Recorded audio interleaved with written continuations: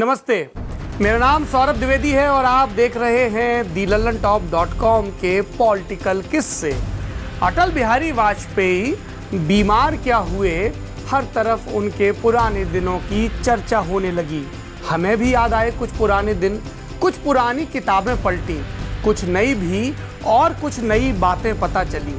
हम सोच भी नहीं सकते थे कि कभी अटल बिहारी वाजपेयी और उनके पॉलिटिकल मैनेजर, उनके दत्तक पुत्र सरीखा रसूख रखने वाले प्रमोद महाजन के बीच मंच पर झगड़ा हुआ होगा। ये सब बातें हमें पता चली जब हमने पिछले दिनों प्रकाशित विजय त्रिवेदी की किताब यदा यदा ही योगी के कुछ पन्ने पलटे। कुछ उस पन्नों की बात, कुछ अपनी समझ, हम ये नया पॉलिटिकल किस्सा आपके लिए लेकर आए हैं, जिसको पढ़ने पर, जिसको सुनने पर आपको पता चलेगा कि अटल बिहारी वाजपेयी का राम मंदिर आंदोलन के साथ कैसा द्वंद्वात्मक रिश्ता था। इस आंदोलन को उभारने में आडवाणी और गोविंदाचार्य के अलावा प्रमोद महाजन की क्या भूमिका थी, और अटल बिहारी वाजपेयी जो प्रमोद महाजन को पसंद नहीं करते थे, अक्सर झिड़क देते थे, कैसे उनके प्रिय हो गए, और प्रमोद महाजन जो अटल जी कहा करते थे, कैसे अटल जी को बाप जी कहने लगे। साल 2005 मुंबई में भारतीय जनता पार्टी का एक अधिवेशन है, जिसमें अटल बिहारी वाजपेयी संन्यास का ऐलान करते हैं और कहते हैं अब लाल कृष्ण आडवाणी और प्रमोद महाजन की जोड़ी भारतीय जनता पार्टी को राम लक्ष्मण की जोड़ी की तरह आगे ले जाएगी। आडवाणी 50 के दशक में वाजपेयी के निजी सचिव से उन्होंने अपने करियर की शुरुआत की। दिल्ली की ये बात है। फिर सांसद बने, पार्टी अध्यक्ष बने, पहले जनसंघ के और फिर भारतीय जनता पार्टी के मंत्री बने और उप प्रधानमंत्री तक का सफर तय किया।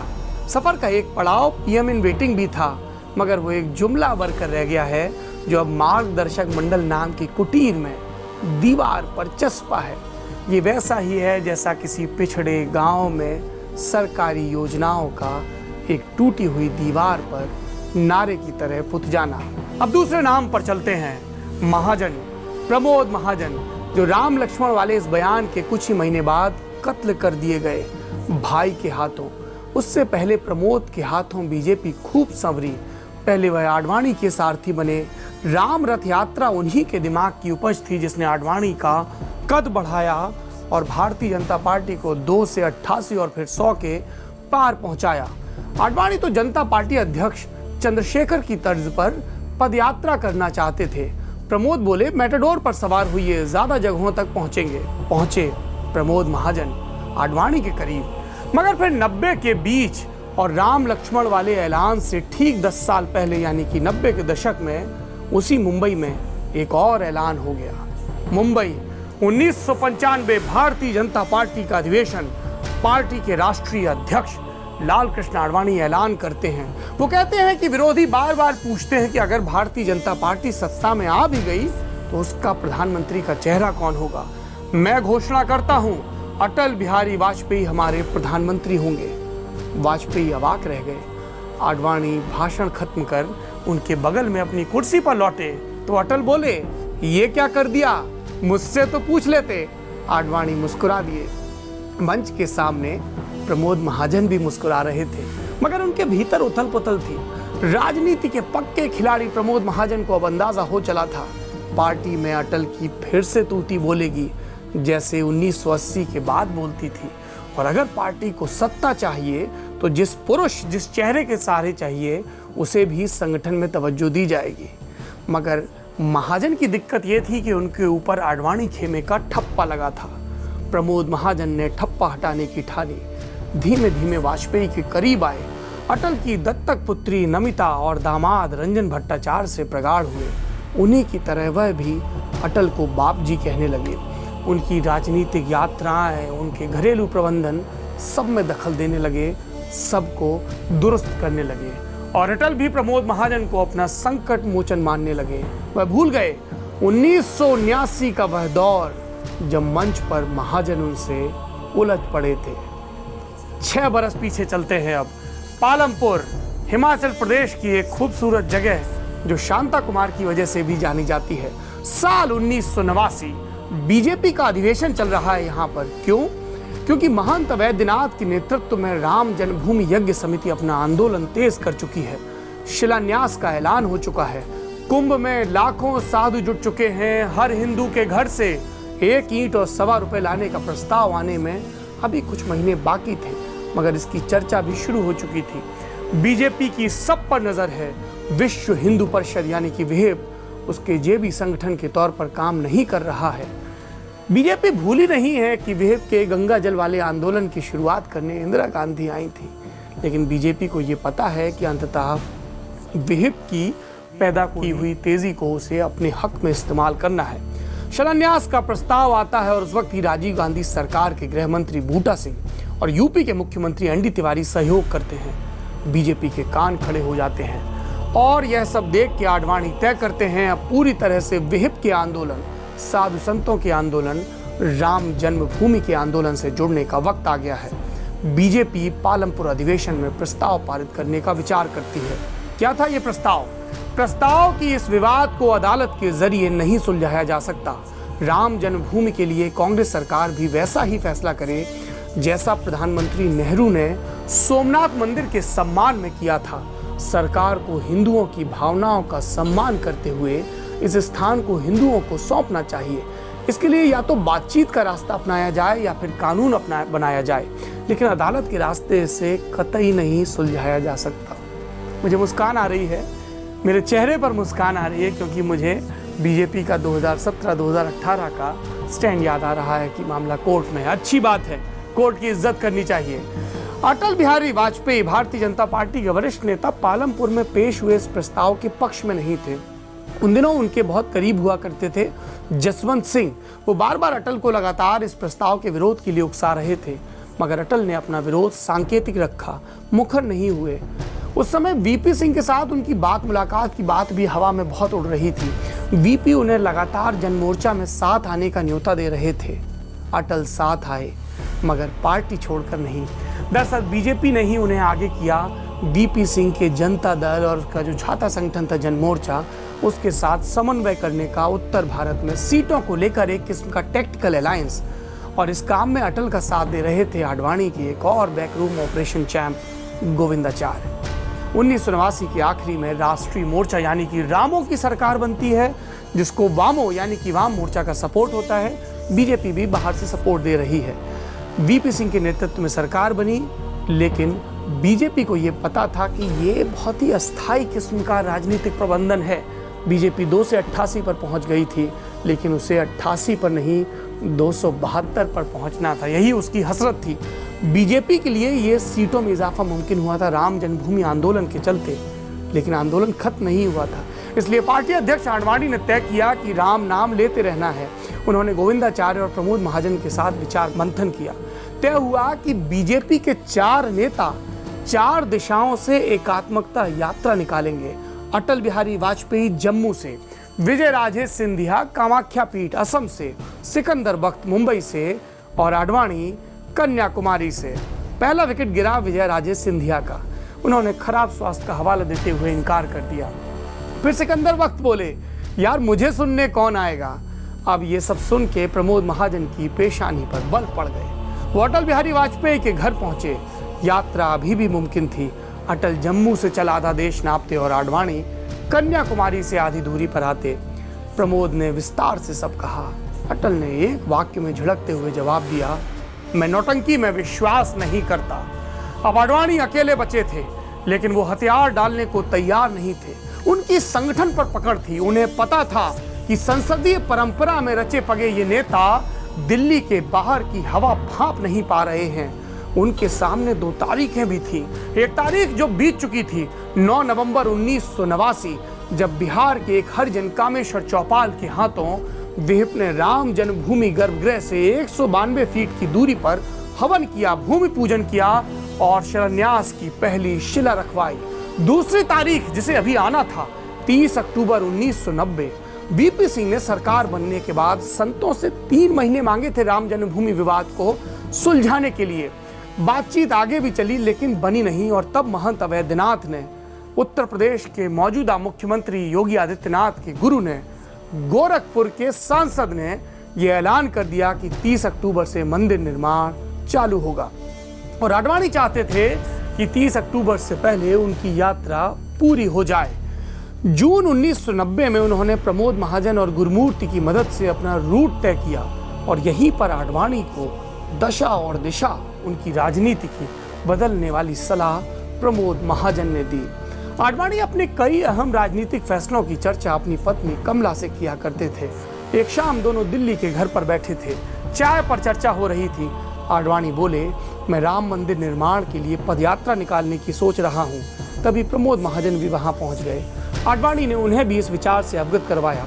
बोले, या तो दीनदयाल उपाध्याय जी की जयंती 25 सितंबर के दिन यात्रा शुरू हो या फिर गांधी जयंती यानी कि 2 अक्टूबर के दिन और 30 अक्टूबर को यह यात्रा अयोध्या पहुंचे, ऐसा विचार है। महाजन ने विचार का समर्थन किया, लेकिन यह भी जोड़ा कि पदयात्रा में ज्यादा इलाके कवर नहीं होंगे, मीडिया कवरेज भी सीमित रहेगी, इसलिए आप गाड़ी पर सवार हो। फिर महाजन ने एक मेटाडोर कस्टमाइज करवाई, उसे रथ का रूप दिया और नाम भी रखा राम रथ यात्रा। उधर अटल बिहारी वाजपेयी इस तमाशे से खुद को दूर रखे हुए थे। वो पुराने मित्रों से मिलते, अध्ययन करते, अपने पालतू कुत्तों को खिलाते और नाम भर की राजनीतिक गतिविधियों में शामिल होते। लेकिन संघ के दबाव में उन्होंने आडवाणी की रथ यात्रा को दिल्ली में हरी झंडी दिखाने की हामी भर दी। मगर यहाँ भी वो अपने विचार साफ करने से बाज नहीं आए।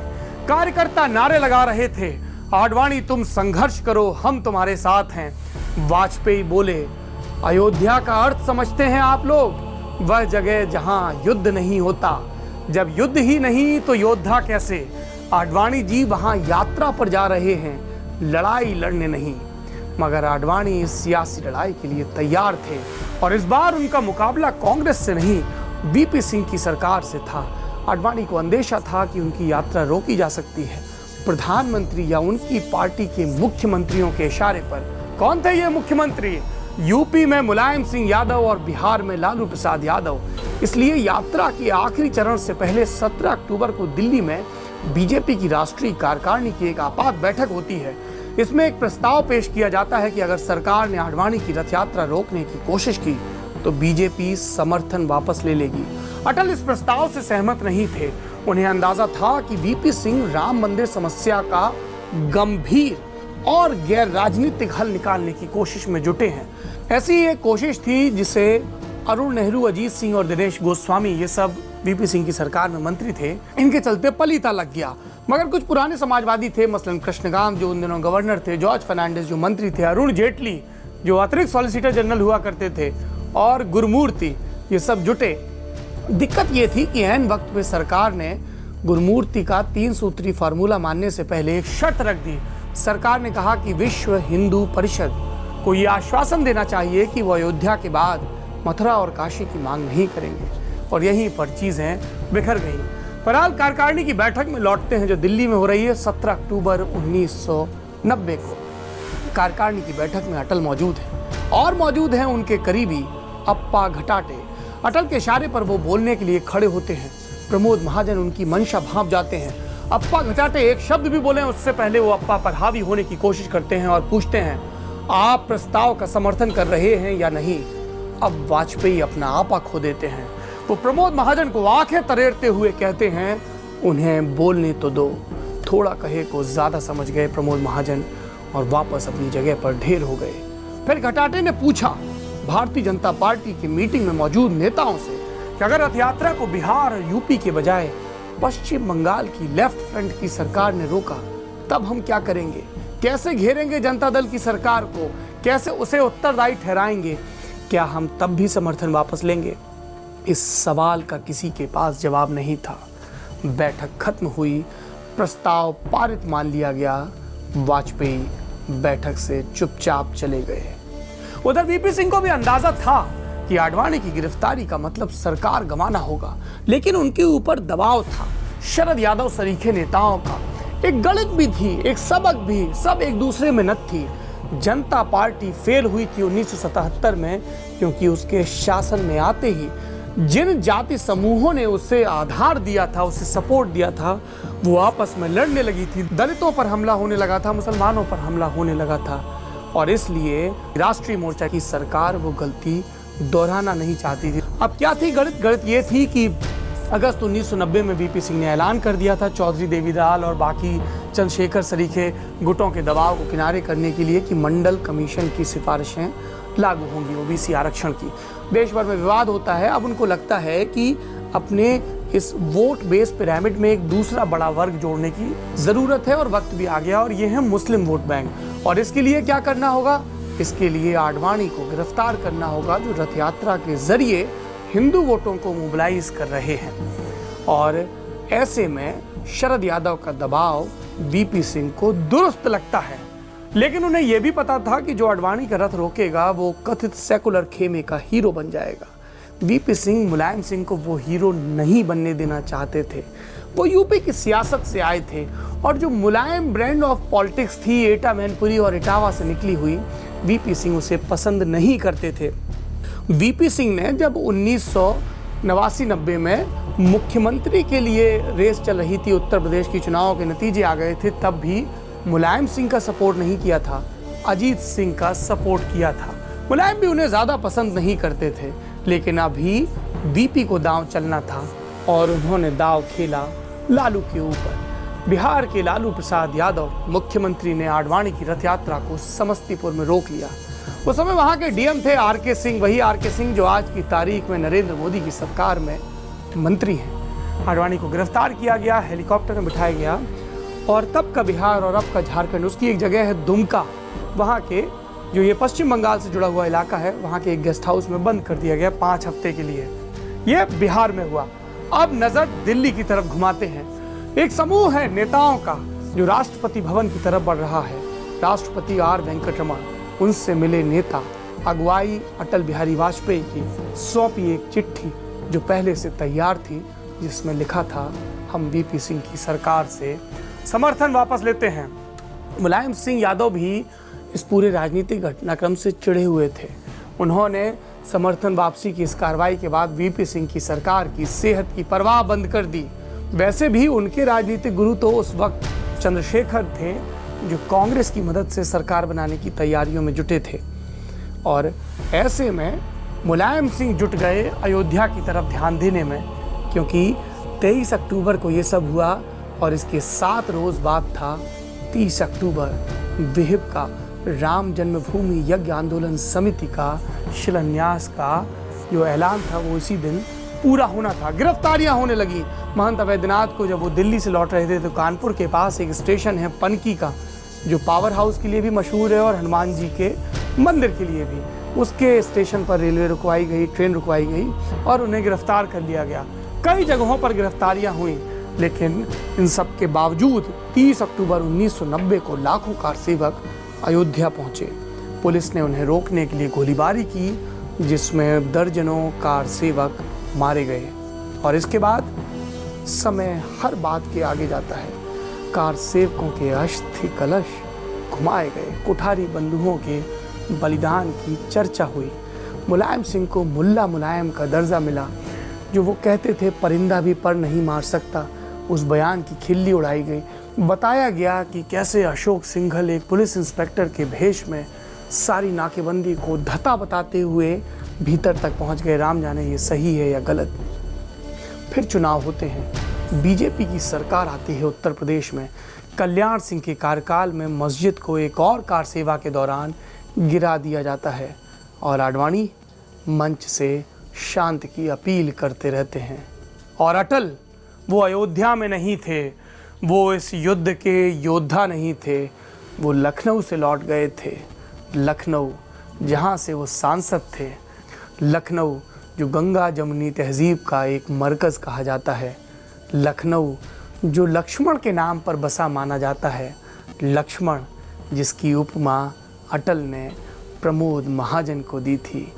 मगर जब महाजन को अपनों की शक्ति लगी तो कोई संजीवनी उनके काम नहीं आई। यही समय है, यही सियासत है, तमाम तर्कों से परे। समय की, सियासत की, देश की, दुनिया की कहानियाँ आपको यूं ही सुनाता रहेगा DilalOnTop.com। अगर ये पॉलिटिकल किस्सा आपको पसंद आया तो इसे ज़्यादा से ज़्यादा शेयर करिए। कमेंट बॉक्स में अपनी राय से भी अवगत करवाइए। अगर अब तक आपने हमारे फेसबुक पेज को लाइक नहीं किया या फिर हमारे यूट्यूब चैनल दी ललन टॉप को सब्सक्राइब नहीं किया तो वो काम भी जल्दी से कर लीजिए। बेल आइकन भी ज़रूर प्रेस करिएगा ताकि जब भी पॉलिटिकल किस्से अपलोड हों आपको फ़ौरन से खबर हो जाए। शुक्रिया।